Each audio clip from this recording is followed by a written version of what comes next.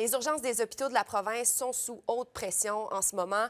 Le taux d'occupation qui est plus élevé que pendant la période des fêtes. Annick, visiblement, c'est l'effet des rassemblements des fêtes, justement, qui se fait sentir. Oui, parce que vraiment, là, les virus respiratoires syncytiaux, la COVID, l'influenza, tout ça, là, ça court, hein, Marie-Ève? Et Santé Québec, hier, qui a fait un point de presse pour dire que le temps des fêtes, c'était mieux passé que prévu dans les urgences. Mais là, on ressent vraiment la pression sur les urgences du Québec. On va d'ailleurs vous montrer les toutes dernières données, là, parce que la situation générale en ce moment est de 124 du taux d'occupation dans les urgences de la province. Et ça ressemble beaucoup aux chiffres qu'on a vus dans les 10 derniers jours, là. Si on regarde hier, c'était 127 jeudi 125 mercredi et mardi 131 c'était un sommet.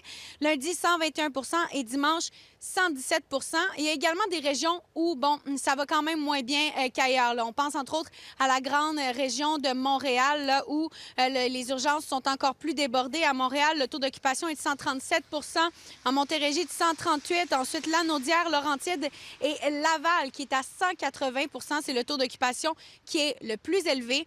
Et un peu plus tôt aujourd'hui, je me suis rendue à l'hôpital de Terrebonne, justement, où le taux d'occupation était très élevé, là, environ 170 à l'urgence, pour voir comment ça se passait. Il y a certaines personnes qui m'ont dit avoir attendu très longtemps. On peut écouter. Ben, c'était au tiers rempli, je vous dirais, là, mais ils m'ont dit qu'il y en avait pour des heures et des heures et des heures. Puis il y avait quelqu'un qui était là depuis 4 heures à matin, puis qui n'est pas passé encore. Bien, hier, on était chanceux, on est rentré vers 5 h moins quart, puis ils l'ont tout de suite envoyé là, dans une autre place. Ils l'ont pas retourné dans la salle d'attente même, au moins. Mais nous, ça a été rapide hier. Hier, j'entendais parler des gens à côté de moi. Là, ça faisait 24 heures qu'ils attendaient une chambre. Et Marie-Ève, il y a un médecin urgentologue qui nous expliquait là, ce matin qu'il y a plusieurs personnes qui n'ont pas pu aller voir leur médecin de famille, entre autres pendant les fêtes, parce que plusieurs bureaux, justement, de médecine familiale sont fermés. Donc là, tous les virus qu'on a accumulés, on les voit vraiment là, dans les urgences.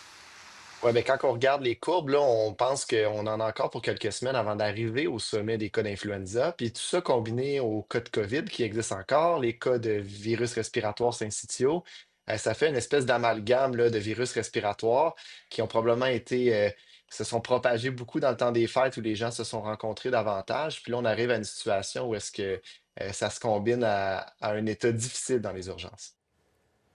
Donc, les gens là, un peu partout au Québec sont vraiment encouragés à appeler leur médecin de famille, un pharmacien également, là, avant de se rendre dans les urgences pour ne pas engorger encore plus le système. Le fameux 811 hein, aussi. Merci, Annick. Au revoir.